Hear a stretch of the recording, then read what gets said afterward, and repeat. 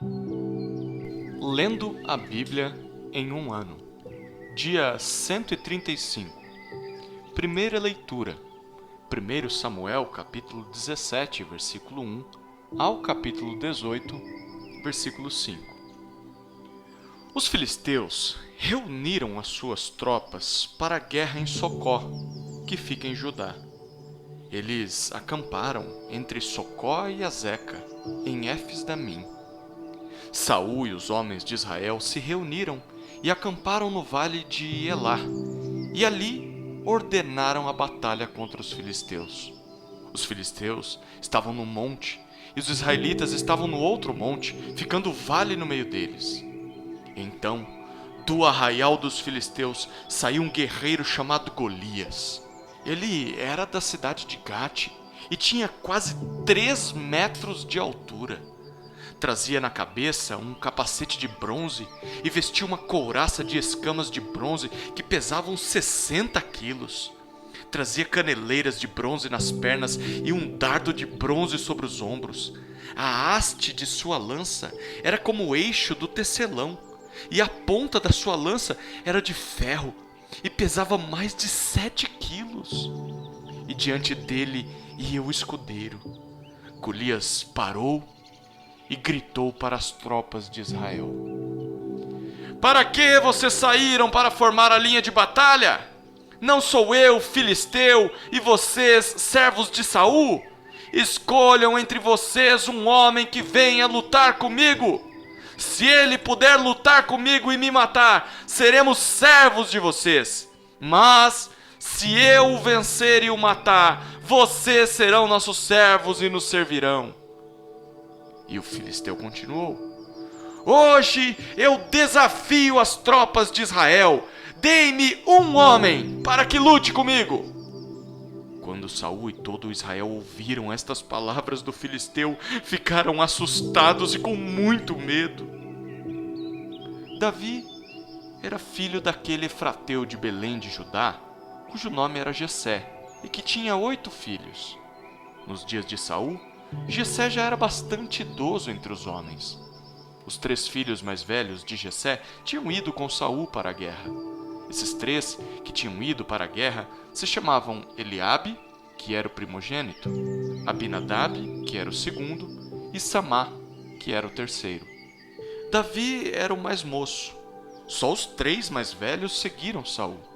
Davi, porém, ia a Saul e voltava para apacentar as ovelhas de seu pai em Belém. O filisteu vinha de manhã e de tarde, apresentando-se durante 40 dias. Jessé disse a Davi, seu filho: "Peço que você leve para os seus irmãos uma medida deste trigo tostado e estes 10 pães. Corra e leve isso para os seus irmãos no acampamento. Porém, estes 10 queijos leve-os para o comandante de 1000. Veja como seus irmãos estão passando e traga uma prova de que estão bem. Saul, eles e todos os homens de Israel estão no vale de Elá, lutando contra os filisteus." No dia seguinte, Davi se levantou de madrugada, deixou as ovelhas com um guarda, carregou o que havia preparado e partiu, como Jessé lhe havia ordenado. Chegou ao acampamento quando as tropas estavam saindo para colocar-se em ordem de combate e aos gritos chamavam para a batalha. Os israelitas e filisteus se puseram em ordem, fileira contra fileira. Davi deixou o que havia trazido aos cuidados do guarda da bagagem e correu para a batalha. Quando chegou lá, perguntou a seus irmãos se estavam bem. Enquanto Davi ainda falava com eles, eis que vinha subindo do exército dos filisteus o guerreiro, cujo nome era Golias, o filisteu de Gate, e falou as mesmas coisas que havia falado anteriormente. E Davi escutou. Todos os israelitas, vendo aquele homem, fugiam dele com muito medo, e diziam uns aos outros: "Vocês viram aquele homem? Ele veio para afrontar Israel. O rei dará muitas riquezas para quem matar aquele homem. Também lhe dará a filha em casamento e a casa de seu pai isentará de impostos em Israel." Então, Davi perguntou aos homens que estavam perto dele: "O que será dado ao homem que matar esse filisteu e livrar Israel de tal afronta? Quem é esse filisteu incircunciso para afrontar os exércitos do Deus vivo? E o povo lhe repetiu as mesmas palavras, dizendo: é isso que será dado ao homem que o matar. Eliabe, o irmão mais velho, ouviu Davi falando com aqueles homens. Ele ficou irado com Davi e disse: por que você veio para cá? E com quem você deixou aquelas poucas ovelhas no deserto? Sei que você é presunçoso e mau. Você veio aqui só para ver a batalha. Davi respondeu: o que foi que eu fiz agora? Apenas fiz uma pergunta. Então, Davi se desviou dele na direção de outro e fez a mesma pergunta. E o povo lhe deu a mesma resposta de antes. Alguns homens que tinham ouvido as palavras de Davi foram anunciá-las a Saul, que mandou chamar Davi. Davi disse a Saul: que ninguém desanime por causa dele. Este seu servo irá e lutará contra esse filisteu. Porém, Saul disse a Davi: você não poderá ir contra esse filisteu para lutar contra ele. Você ainda é jovem e ele é guerreiro desde a sua mocidade. Davi respondeu: este seu servo apacentava as ovelhas do pai. Quando vinha um leão ou um urso e levava um cordeiro do rebanho, eu saía atrás dele, batia nele e livrava o cordeiro da sua boca. Se ele se levantava contra mim, eu o agarrava pela barba e o golpeava até matá-lo. Este seu servo matou tanto o leão como o urso. Este filisteu, incircunciso, será como um deles, porque afrontou os exércitos do Deus vivo. E Davi continuou: o Senhor me livrou das garras do leão e das garras do urso. Ele me livrará das mãos desse filisteu. Então Saul disse a Davi: vá, e que o Senhor esteja com você. Saul vestiu Davi com a sua própria armadura, pôs um capacete de bronze na cabeça dele e o vestiu com uma couraça. Davi cingiu a espada sobre a armadura e tentou andar, pois jamais a havia usado. Então Davi disse a Saul: não posso andar com isto, porque nunca usei. E Davi tirou aquilo de sobre si. Pegou o seu cajado na mão, escolheu 5 pedras lisas do ribeiro e as pôs no alforje de pastor que trazia consigo. E com a sua funda na mão, foi na direção do filisteu. O filisteu também vinha caminhando e se aproximava de Davi, tendo à frente dele o seu escudeiro. O filisteu olhou e, vendo Davi, o desprezou, porque era apenas um moço ruivo e de boa aparência. O filisteu disse a Davi: será que eu sou um cachorro, para que você venha contra mim com pedaços de pau? E pelos seus deuses, o filisteu amaldiçoou Davi. E disse mais a Davi: venha aqui, que eu darei a sua carne às aves dos céus e aos animais do campo. Davi, porém, disse ao filisteu: você vem contra mim com espada, com lança e com escudo.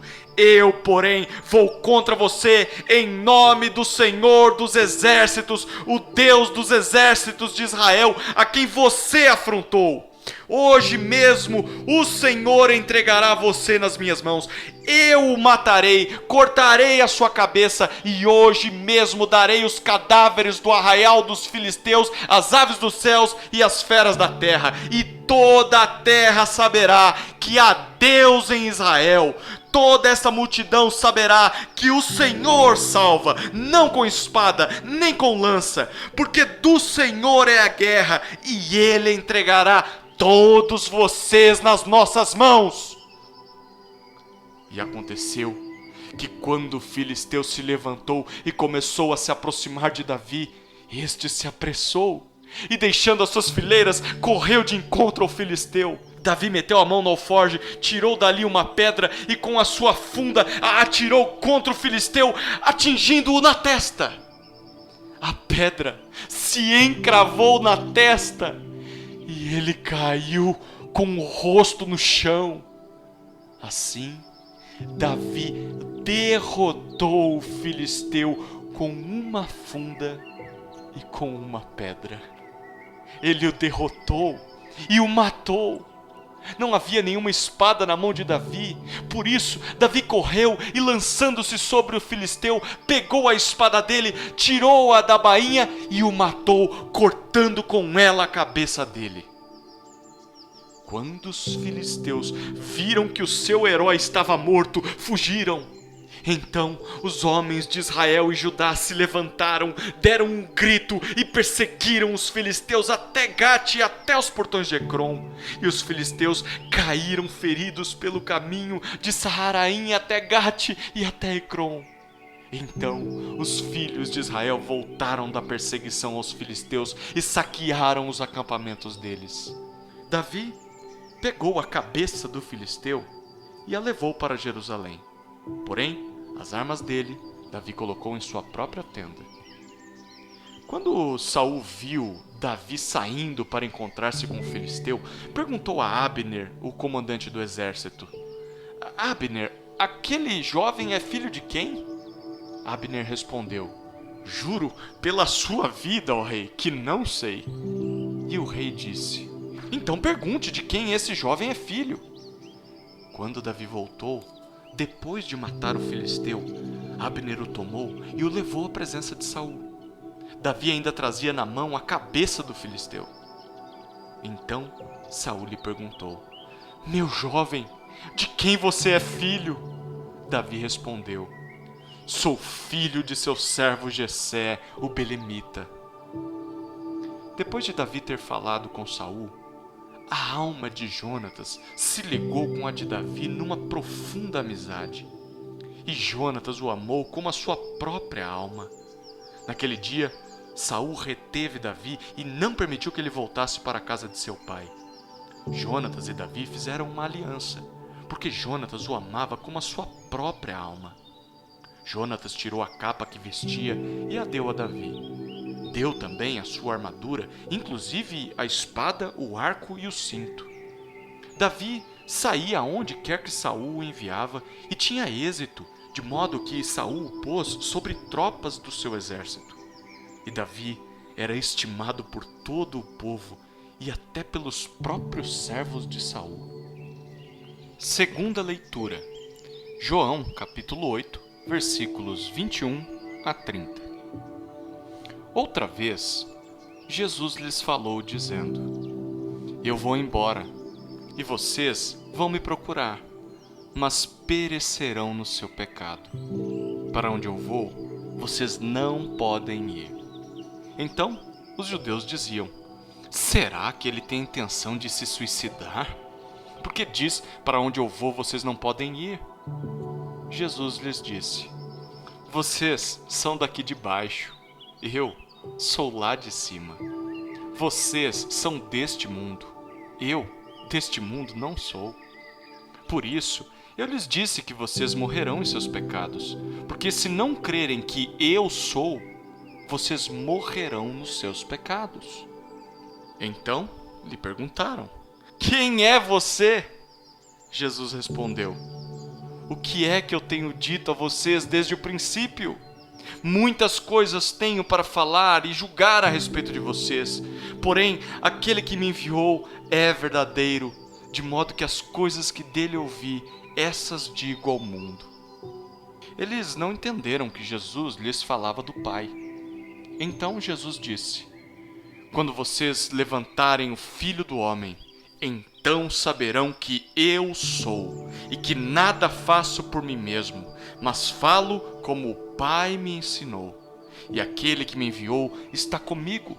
Não me deixou só, porque eu faço sempre o que lhe agrada. Quando Jesus disse isto, muitos creram nele. Terceira leitura. Salmos, capítulo 111, versículos 1 a 10. Aleluia! De todo o coração louvarei o Senhor, na companhia dos justos e na assembleia. Grandes são as obras do Senhor, consideradas por todos os que se alegram por causa delas. Em suas obras há glória e majestade, e a sua justiça permanece para sempre. Ele fez memoráveis as suas maravilhas, bondoso e compassivo é o Senhor. Ele dá sustento aos que o temem, sempre se lembra da sua aliança. Manifestou ao seu povo o poder das suas obras, dando-lhe a herança das nações. As obras de suas mãos são verdade e justiça, fiéis são todos os seus preceitos. Estáveis são eles para todos sempre, instituídos em fidelidade e retidão. Enviou ao seu povo a redenção, estabeleceu para sempre a sua aliança, santo e tremendo é o seu nome. O temor do Senhor é o princípio da sabedoria. Revelam prudência todos os que o praticam. O seu louvor permanece para sempre. Quarta leitura. Provérbios, capítulo 15, versículo 11. O mundo dos mortos e o abismo estão expostos diante do Senhor. Quanto mais o coração dos filhos dos homens.